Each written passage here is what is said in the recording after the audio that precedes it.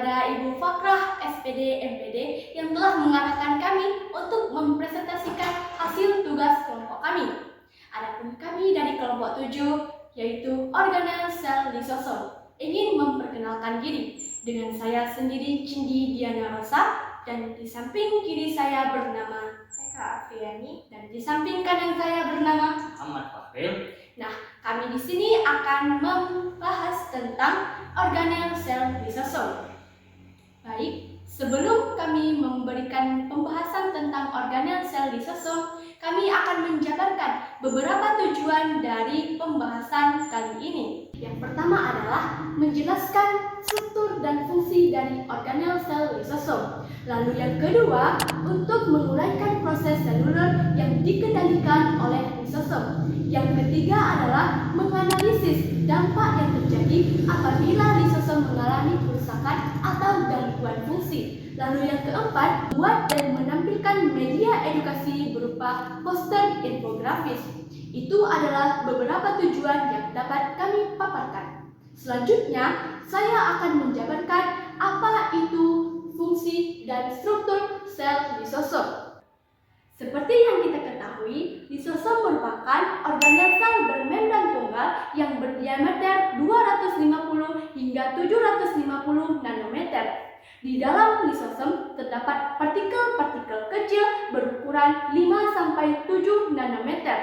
Nah, partikel-partikel ini mengandung enzim-enzim yang bertugas untuk menguraikan molekul-molekul besar menjadi molekul kecil dan membuang zat-zat sisa hingga zat-zat asing yang tidak dibutuhkan oleh organel sel.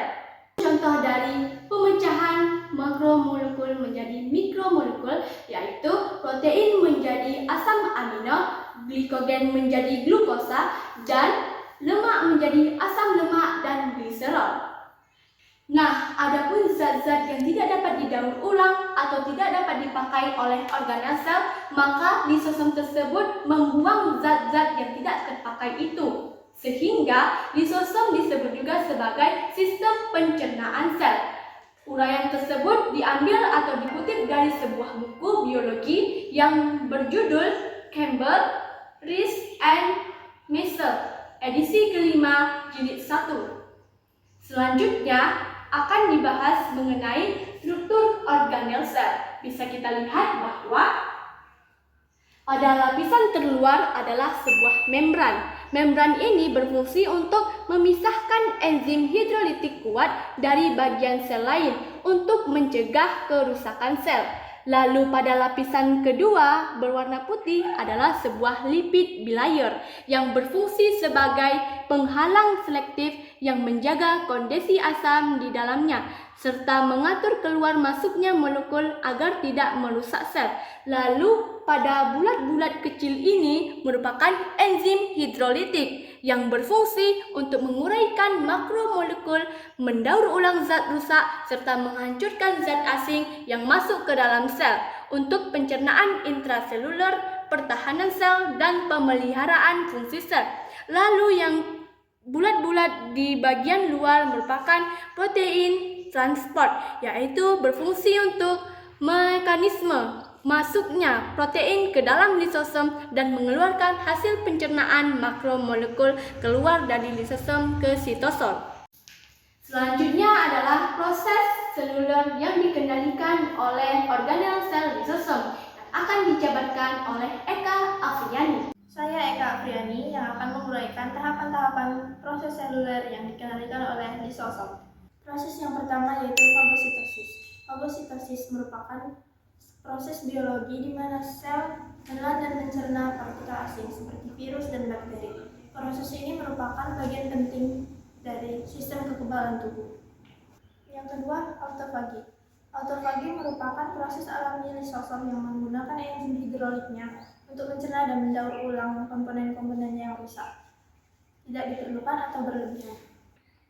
Proses yang ketiga yaitu apoptosis. Apoptosis merupakan kematian sel terprogram dengan cara memberikan sinyal yang memicu pengaktifan suatu protein mematikan diri sendiri di dalam sel yang akan dimatikan. Itu dia adalah proses seluler yang dikendalikan oleh lisosom. Selanjutnya, kita akan menganalisis apabila lisosom terjadi kerusakan atau gangguan fungsi yang akan disampaikan oleh Muhammad Fakhri. Saya Fahril, saya akan menjelaskan tentang gangguan atau penyakit yang disebabkan oleh sel lisosom. Yang pertama, pompe. Pompe itu disebabkan oleh kekurangan enzim untuk memecahkan polisakarida atau lebih singkatnya glikogen tidak terurai.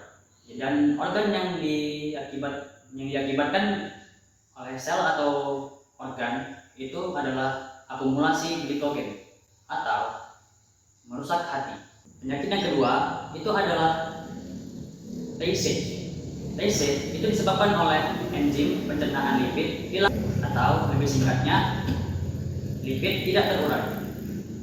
Kemudian sel atau organ yang diakibatkannya itu adalah akumulasi lipid atau kerusakan otak. Demikian pembahasan yang dapat kami sampaikan. Mudah-mudahan dari pembahasan kami dapat meningkatkan kesadaran akan menjaga pola hidup sehat. Karena dengan menjaga pola hidup sehat, maka kita juga menjaga fungsi sel. Apabila ada tutur kata dan pembahasan yang kurang jelas, kami mohon maaf yang sebesar-besarnya. Wabillahi taufik wal hidayah. Wassalamualaikum warahmatullahi wabarakatuh.